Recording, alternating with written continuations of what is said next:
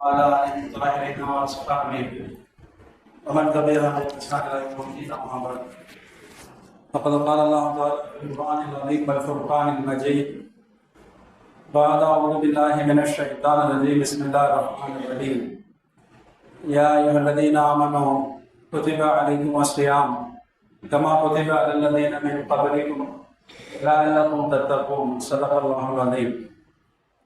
எல்லா பகலுமே இறைவன் அல்லாஹ் ஜல்ல ஷானுஹு அவன் ஒருவனுக்கே உரித்தாகட்டுமாக. அவனின் அருமை நாயகம் முஹம்மது ரசூலுல்லாஹ் ஸல்லல்லாஹு அலைஹி வஸல்லம் அவர்கள் மீதும் அவர்கள் வழியற்றி வாழ்ந்த சஹாபாக்கள், தாபியீன்கள், தபு தாபியீன்கள், நல்லோர்கள் நம் அனைவர்கள் மீதும் அல்லாஹ்வின் சாந்தியும் சமாதானமும் எல்லோரும் நிலவட்டுமாக. அஸ்ஸலாமு அலைக்கும் வரஹ்மத்துல்லாஹி வபரகாத்துஹு.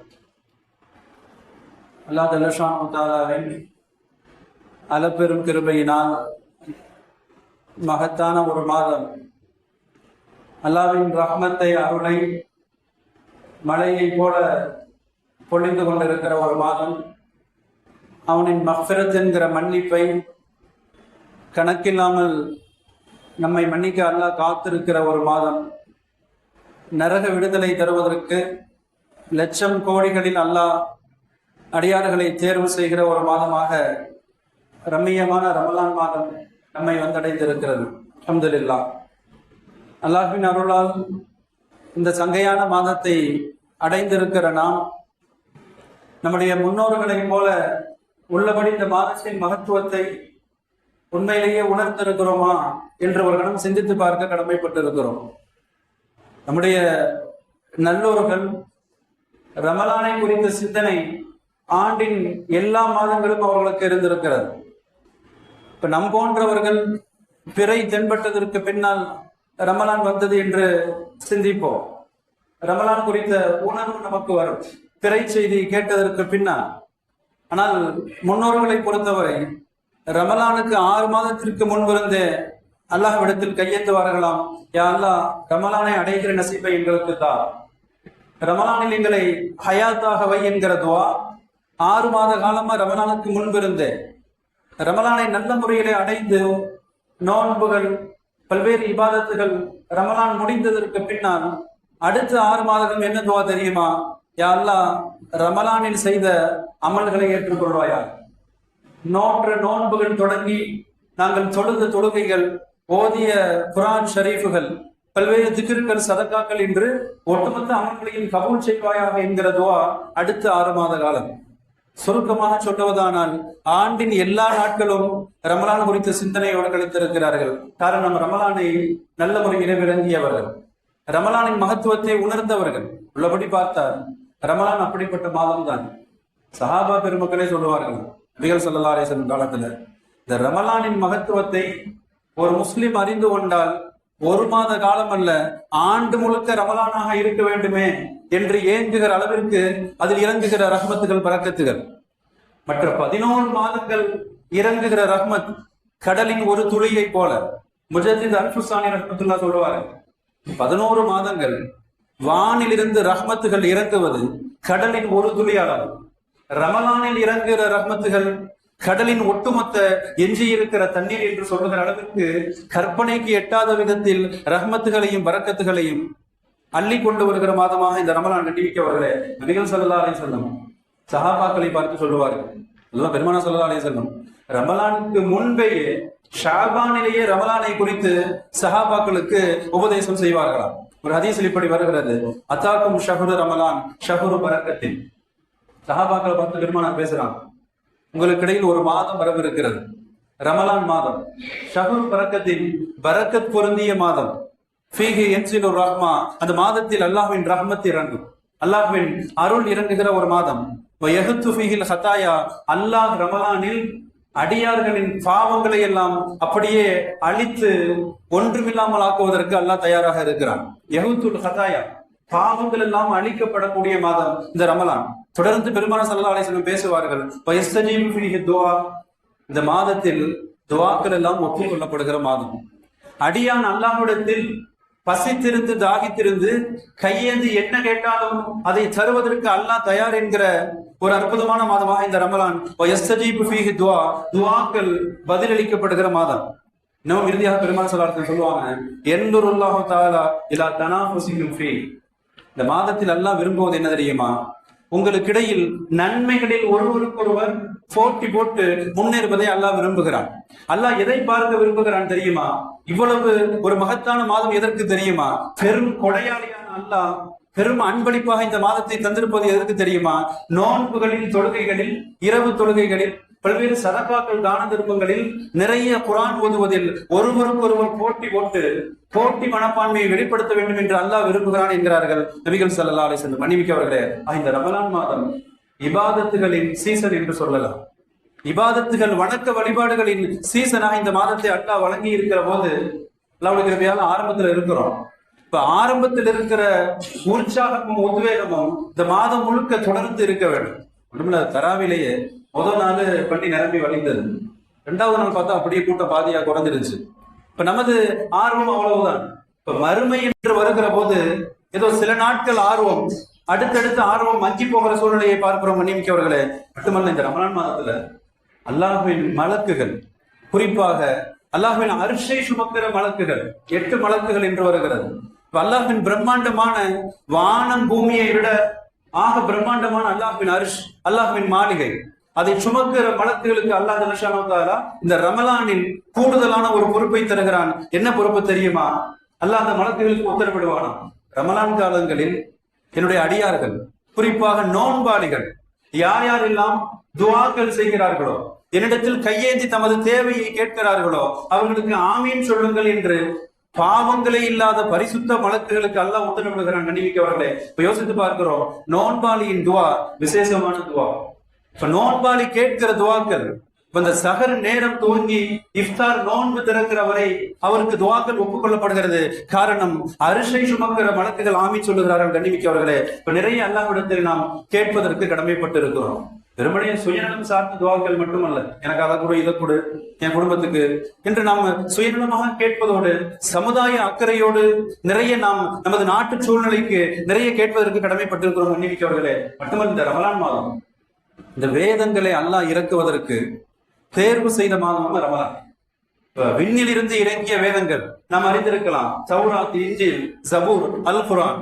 4 பெரும் வேதங்களை வானிலிருந்து இறக்குவதற்கு மற்ற மாதங்களை விட அல்லாஹ் தேர்வு செய்த மாதம் இந்த ரமலான்.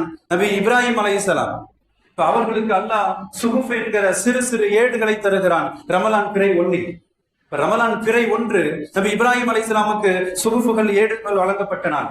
நபி மூசா அலைஹிஸ்ஸலாம் தௌராத் வழங்கப்படுகிறது ரமலான் பிறை 6. பிறை 6 நபி மூசாவுக்கு தௌராத் வழங்கப்படுகிறது. இன்ஜீல் வேதம், நபி ஈசா அலைஹிஸ்ஸலாம் அவர்களுக்கு இன்ஜீலை அல்லாஹ் இறக்குகிறான் ரமலான் பிறை 13. இப்படி ஒவ்வொரு வேதமும் இறுதியாக அல் குர்ஆன். நாம் பிரபலமாக அறிந்திருக்கலாம் லைலத்துல் கத்ர் ரமலானில். இப்ப 1000 ஆண்டுகளை விட, 1000 மாதங்களை விட ஆக சிறந்த இரவில் அல் குர்ஆனை அல்லாஹ் இறக்குகிறான். தேர்வு செய்த மாதம் ரமலான் என்று பார்க்கிறோம். மன்னிமிக்கவர்களே, யோசித்து பார்த்தால் ரமலான் மாதம் இபாதத்துகள் மட்டுமல்ல, பல்வேறு வானலோகத்து வேதங்கள் எல்லாம் இறங்கிய மாதமாக, மலக்குகள் துஆக்களுக்கு ஆமீன் சொல்லுகிற மாதமாக, நிறைய பல்வேறு சிறப்புகளுக்கு மேல் சிறப்புகளை கொண்டிருக்கிற மாதம். கண்டிப்பார்களே, மட்டுமல்ல, இமாம் இப்னு ஜௌசி ரஹ்மத்துல்லாஹி சொல்லுவாங்க, மிகப்பெரிய மார்க்க அறிஞர் சொல்லுகிறார்கள், இந்த ரமலானில் அல்லாஹ்வின் மன்னிப்பு எப்படி தெரியுமா?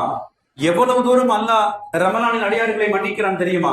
அவர்கள் ஒரு ஊமையோடு சொல்லித் தருகிறார்கள், இந்த ரமலானும் நபி யூசுப் அலைஹிஸ்ஸலாமும் ஒன்று என்பார்கள். இமாம் இப்னு ஜௌசி ரஹ்மத்துல்லாஹ். ரமலான் மாதமும் நபி யூசுப் அலைஹிஸ்ஸலாமும் ஒன்று. எப்படி தெரியுமா? நபி யூசுஃபின் தந்தை நபி யாக்கூப் அலைஹிஸ்ஸலாம், நபி யாக்கூப் அலைஹிஸ்ஸலாம் அவர்களுக்கு 12 ஆண் மக்கள், 12 ஆண் குழந்தைகள் நபி யாக்கூப் அலைஹிஸ்ஸலாமுக்கு. ஆனாலும் அதே போன்று மாதங்களும் 12. எப்படி ஆண் மக்கள் 12ஓ மாதங்கள் 12. ஒவ்வொரு ஆண்டிலும் 12 மாதங்கள் இருந்தாலும் கூட, 12 ஆண் மக்கள் இருந்தாலும் கூட, நபி யாக்கூப் அலைஹிஸ்ஸலாமுக்கு ஆக பிரியமான குழந்தை நபி யூசுப் அலைஹிஸ்ஸலாம். 12 பேருக்கு பாசம் இருக்கும், ஆனால் உள்ளன்போடு ஒரு பெரும் பாசத்தோடு அவர்கள் வளர்த்தது நபி யூசுப் அலைஹிஸ்ஸலாம் அவர்களை. இப்ப உதாரணமாக சொல்லிவிட்டு அவர்கள் சொல்லுகிறார்கள், எப்படி 12 மாதங்களை அல்லாஹ் படைத்தாலும் கூட ரமலான் மாதம் விசேஷமான மாதம். ஏன் தெரியுமா? நபி யூசுஃபின் சகோதரர்கள் அவர்கள் செய்த தவறுகளுக்கு அல்லாஹ் மன்னிப்பை வழங்குகிறான் நபி யூசுஃபின் துஆவின் பரக்கத்தால். பெரிய வரலாறுக்குள்ள போகல. அப்ப சகோதரர்கள் செய்த தவறுகளை தம்பி யூசுஃபின் துவாவின் பரக்கத்தால் அல்லாஹ் மன்னிக்கிறான். உதாரணம் சொல்லி தருகிறார்கள். அதே போன்று ரமலானின் பரக்கத்தால் அல்லாஹ் 11 மாதங்கள் செய்த பாவங்களை மன்னிக்கிறார். அந்த அளவுக்கு அல்லாஹ் ஜல்லஷானு தஆலா இந்த மாதங்களில் மன்னிப்பை வழங்குகிறான். கண்ணிமிக்கவர்களே, யோசித்து பார்க்கிறோம். அடிநிலையில் சொல்லுவான், நாம் நோக்கிற நோன்புகள் இந்த ரமலான்ல நோன்பின் மகத்துவத்தையும் நாம் தெரிந்தாக வேண்டும். இதெல்லாம் நோன்பு வைக்கிறாங்க, நானும் நோன்பு வைக்கிறேன், நோன்பு கடமை அதனால வைக்கிறேன். கடமை என்பதை தாண்டி நோன்பின் தாற்பயத்தை நாம் புரிந்து கொள்ள வேண்டும். இப்ப நோன்பின் அகமியத்தை நாம் புரிந்து கொள்ள வேண்டும். எவ்வளவு அற்புதமான இபாதத் வணக்கம் இது நோன்பு தெரியுமா? ஹஜ்ரத் அலி ரலியல்லாஹு சொல்லுகிறார்கள், இன்னஃபில் ஜன்னா லஹுரஃபன், சுவனத்தில் ஒரு மாளிகை உண்டு. சொர்க்கத்துல ஒரு மாளிகை, லஹுரஃபன் ஒரு பெரும் அறை போன்ற மாளிகை. இப்ப யுரா லுஹூருஹா மின் பவாத்தினிஹா, வெளியில் இருந்து பார்த்தால் உள்ளே உள்ளது தெரியும். வெளியில் இருந்து பார்ப்பவர்கள் உள்ளுள்ள காட்சிகளை பார்க்க முடியும். பயுரா பவாத்தினிஹா மின் லுஹூரிஹா, வெளியில் இருப்பவர்கள் உள்ளே பார்ப்பதை போல உள்ளிருப்பவர்கள் வெளியே பார்க்க முடியும். முழுக்க கண்ணாடியாலான மாளிகை, பளிங்கி போன்ற மாளிகை. உள்வெளி காட்சிகள் எல்லாம் எந்த கோணத்தில் பார்த்தாலும் தெரிகிற அளவிற்குள்ள ஒரு மாளிகை. கண்ணிமிக்கவர்களே, இப்ப சொல்லிட்டு அவங்க சொல்லுவாங்க, ஒரு சஹாபி கேட்பாங்க பெருமானார்ட்ட, ரசூலல்லாஹ் லிமன், இவ்வளவு ஒரு அற்புதமான ஒரு மாளிகை, ஒரு கண்ணாடி மாளிகை, இது யாருக்கு என்று ஒரு கிராமவாசி பெருமானார்ட்ட கேட்பாங்க. நபிகள் ஸல்லல்லாஹு அலைஹி வஸல்லம் சொல்லுவார்கள், சில தன்மைகளை சொல்லுவார்கள். அத்தாபல் கலாம், இன்சொல் பேசக்கூடியவர்கள், கடுகடு வார்த்தைகளோ சுடு வார்த்தைகளோ இல்லாமல் எல்லோரிடத்திலும் சிரித்த முகத்தோடு பேசக்கூடியவர்கள், இனிமையான வார்த்தைகளை பேசக்கூடியவர்கள். அடுத்து சொல்வார்கள், பசித்தவர்களுக்கு உணவளிப்பவர்கள், இல்லாதவர்கள் வறியவர்களுக்கு பசி போக்கக்கூடியவர்கள். அதாமசியாம், மூன்றாவதாக பெருமானார் சொல்லுவார்கள், தொடர்ந்து நோன்பு நோக்கக்கூடியவர்கள். ரமலானை தாண்டி ரமலான் முடிந்ததற்கு பிறகும் கூட பல்வேறு சுன்னத்தான நோன்புகள், திங்கள் வியாழன் நோன்புகள் இருக்கிறது, மாதத்தில் 3 நாட்கள் நோன்பு இருக்கிறது, பல்வேறு அரஃபா நோன்பு, இப்படி ஷாபானுடைய நோன்பு என்று நிறைய நோன்பு நோற்பதை தனது வளமையாக கொண்டவர்கள். அதாமசியாம், பெருமானார் சொல்லுகிறார்கள், நிறைய நோன்பு நோக்கிற வளமை கொண்டவர்களுக்கு அந்த மாளிகை சொந்தம் என்கிறார்கள். கண்ணிமிக்கவர்களே, இறுதியா பெருமானார் சொல்லுவாங்க, வஸல்லா லில்லாஹி பில்லைல் வன்னாசு நியாம், மக்கள் எல்லோரும் இரவு நேரங்களில் ஆழ்ந்த உறக்கத்தில் இருக்கிற போது இவர் இரவின் கடைசியில் இருந்து சில ரகாத்துகள் தஹஜ்ஜுத் தொழுவார். இரவின் கடைசியில் இருந்து அல்லாஹ்வை வணங்குவார். இந்த தன்மைகள் கொண்டவர்களுக்கு இந்த மாளிகை சொந்தம் என்கிறார்கள் நபிகள் ஸல்லல்லாஹு அலைஹி வஸல்லம். கண்ணிமிக்கவர்களே, யோசித்து பார்க்கிறோம், நிறைய நோன்புகள் நோற்பது சுவனத்தில் ஒரு விசேஷமான மாளிகையை நமக்கு சொந்தமாக்கி தருகிறது. கண்ணிமிக்கவர்களே, எனவே நிறைய ரமலான் தொடர்ந்து நோன்பு வைக்கிற நம்ம ரமலானுக்கு பிறகு கூட வாரத்தில் குறைந்தபட்சம் ஒரு நாள் அல்லது மாதத்தில் ஒரு 3 நாட்கள் ரொம்ப சிரமமா இருக்காது. இப்ப அல்லாஹ்வின் அருளால் நோன்பு நோற்று பழகிவிட்டால் இலகுவாகி போகும். மன்னிமிக்கவர்களே, மட்டுமல்ல, நோன்பாளிக்கும் நரகத்திற்கும் இடையில் அல்லாஹ் ஒரு மிக பெரும் தூரத்தை அல்லாஹ் ஏற்படுத்தி தருகிறான். நபிகள் ஸல்லல்லாஹு அலைஹி வஸல்லம் சொல்லுவாங்க, மன் சாம யௌமன் இப்திகாஹ வஜ்ஹில்லாஹ், அல்லாஹ்வின் பொருத்தத்தை நாடி யார் ஒரு நாள் நோன்பு நோக்கிறார், முழுக்க அல்லாஹ்வை திருப்திப்படுத்துவதை மாத்திரமே குறிக்கோளாக கொண்டு அல்லாஹ் என்னை பொருந்திக் கொள்ள வேண்டும், அவன் பொருத்தம் எனக்கு வேண்டும் என்று யார் ஒரு நாள் நோன்பு நோக்கிறார்களோ, பஅதல்லாஹு மின் ஜஹன்னம், இப்ப நரகத்தை விட்டு அல்லாஹ் அவரை தூரப்படுத்துவான். எத்தனை தொலை தூரம் தெரியுமா? நபிகள் ஸல்லல்லாஹு அலைஹி வஸல்லம் உதாரணமாக சொல்லுகிறார்கள், போவதி ஹுராபின் தாயிரின் வஹுவ ஃபர்ஃபுன், இந்த முட்டையில் இருந்து வெளிவருகிற ஒரு குஞ்சு பறவை, ஒரு சிறு பறவை, அது முட்டையிலிருந்து வெளிவந்து சில நாட்களுக்கு பின்னால் பறக்க துவங்குகிறது. இப்ப ரெக்கை முளைத்து அது பறக்க துவங்கி முதல் நாள் பறக்க துவங்கி தொடர்ந்து அது பறக்கிறது, அப்படியே வளர்ந்து பெரிதாகிறது, இடைவிடாமல் பறந்து கொண்டிருக்கிறது, முதுமை அடைகிறது.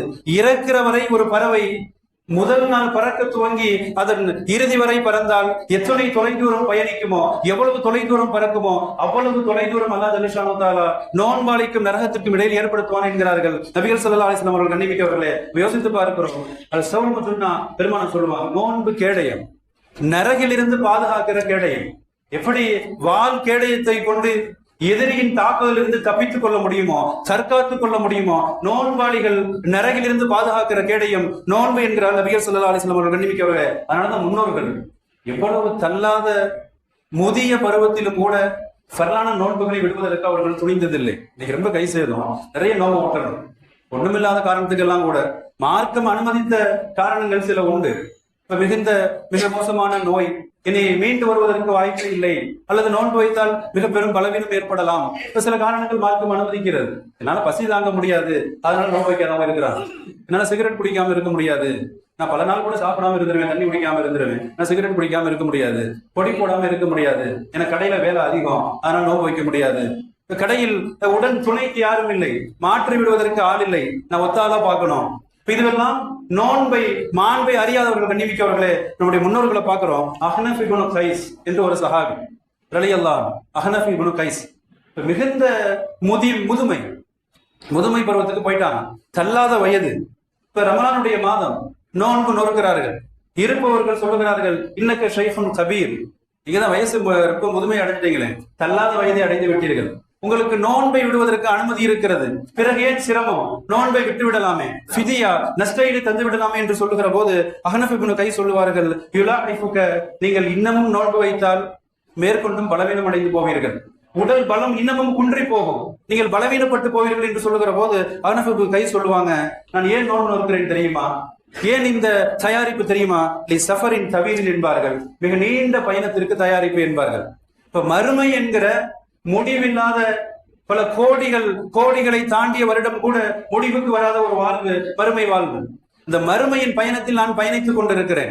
அந்த பயணத்திற்கு கட்டுச்சாதனமாக ஒரு தயாரிப்பாக நோன்பு நோக்கிறேன் என்று சொல்லுகிற போது கண்டிப்பார்களே நாம் யோசித்து பார்க்க வேண்டும். நம்மில் சப்பை காரணங்களை சொல்லி நோன்பை விடக்கூடியவர்கள் யோசித்து பார்க்க வேண்டும். கண்ணிமிக்கவர்களே, அந்த அளவிற்கு நோன்பின் மாண்பு இன்னமும் சொல்வார்களாம், வஸ்ஸபுரு அலா தாஅத்தில்லா, அல்லாஹ்விற்கு கட்டுப்பட்டு நான் சிரமங்களை சகித்து நோன்பு நோற்பது, பொறுமை கொள்வது என்பது அஹ்வனு மின ஸப்ரி அலா அஸாபி, நான் நோன்பை விட்டு நாளை மறுமையில் தண்டனையை சந்திப்பதை விட இந்த சிரமங்களை சகிப்பது எனக்கு மேல் என்று சொல்லுகிற அளவிற்கு கண்ணிமிக்கவர்களே யோசித்து பார்க்கிறோம். இப்போ உலக சிரமங்கள் சில காலங்கள் நோன்பு வச்சா கொஞ்ச நேரம் சிரமமா தான் இருக்கும், பசியாதான் இருக்கும், சில நேரங்களில் களைப்பு மிகுதமாக இருக்கும், நான் வறட்சி ஏற்படும்.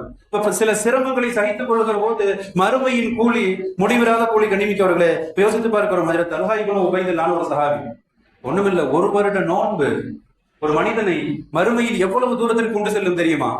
ஒரு வருட நோன்பு ரொம்ப எல்லாம் இல்ல. ஹஜ்ரத் தல்ஹா இப்னு உபைதுல்லாஹ் ஒரு சஹாபி சொல்றாங்க, பெருமானார் காலத்துல 2 மனிதர்கள் ஒரே நேரத்துல வந்து முஸ்லீம் ஆகிறார், பெருமானார்கிட்ட பையத் செஞ்சு முஸ்லீம் ஆகிறார்.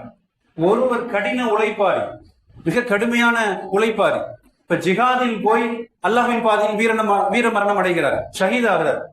இவர் இறந்து ஒரு வருடத்திற்கு பிறகு இன்னொரு நபர் இயற்கையாக மரணம் அடைகிறார். 2 பேருமே மௌத்தாயிட்டாங்க. இந்த தல்ஹா இப்னு உபைதுல்லாஹ் சொல்றாங்க, நான் ஒரு கனவில் பார்த்தேன், இந்த 2 பேரையும் பார்க்கிறேன், மரணித்த 2 பேரும் சுவனத்தின் வாயில் நிற்கிறார்கள்.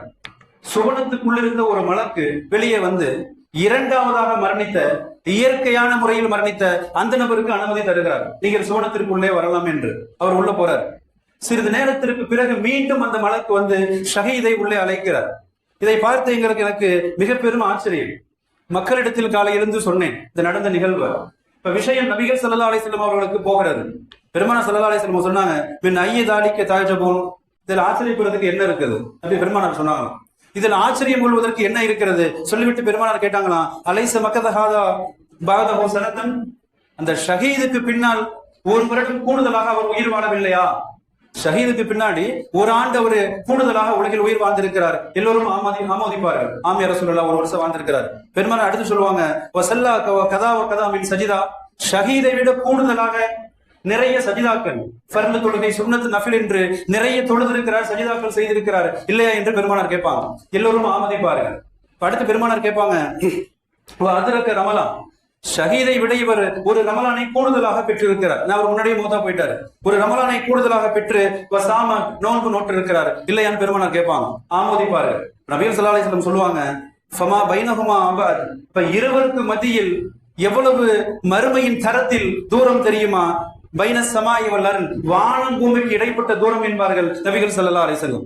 இப்ப ஷஹீத் என்கிற உயரிய பதவியை அடைந்தவரை விட கூடுதலாக ஒரு ஆண்டு தொழுதவர், கூடுதலாக ஒரு ஆண்டு ரமலான் நோன்பு நோற்றவர், இபாதத்துகள் செய்தவருக்கு முதலில் சொர்க்கம் என்கிற போது கண்ணிமிக்கவர்களே நோன்பின் மகத்துவத்தை நாம் புரிந்து கொள்வதற்கு கடமைப்பட்டிருக்கிறோம். சிறப்பானவர்களே, மட்டுமல்ல நபிமார்கள் கூட இந்த நோன்பு விஷயத்துல, ஏன்னா நோன்பின் மிகப்பெரிய ஒரு தத்துவம் பசியை, ஏழைகளின் பசியை உணர்வது, பிறரின் பசி அறிந்து வறியவர்கள் இல்லாதவர்களுக்கு குறித்த நேரத்தில் போய் உதவி செய்வது, பிறரின் பசி போக்குவது. அதனாலதான் நபி யூசுப் அலைஹிஸ்ஸலாம் இன்றைய எகிப்தின் உணவுத்துறை அமைச்சராக இருந்தவர்கள், விவசாயத்துறை அமைச்சராக இருந்தவர்கள் நபி யூசுப் அலைஹிஸ்ஸலாம்.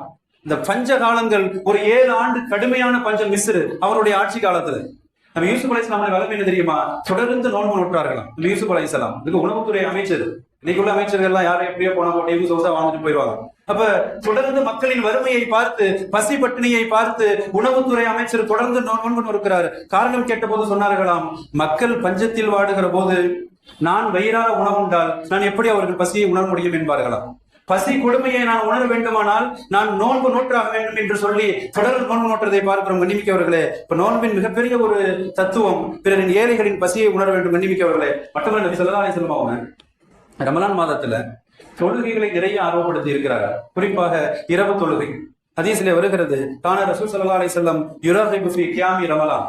பெருமானார் ஸல்லல்லாஹு அலைஹி வஸல்லம் ரமலான் காலங்களில் பகலில் நோன்பு நோற்பதை போல இரவு நேரங்களில் நிறைய நீண்ட நேரம் நின்று நிறைய ஓதி தொழுவதை பெருமானார் ஆர்வப்படுத்தல. கண்ணிமிக்கவர்களை ஹஜ்ரத் அபூ துர் ரலியல்லாஹு அன்ஹு சொல்றாங்க, பொதுவான ஒரு ஹதீஸ். ஹஜ்ரத் அபூ துர் ரலியல்லாஹு அன்ஹு சொல்றாங்க, மன் ஸல்லா கியாம ரமலான் கல்ஃபல் இமாம்.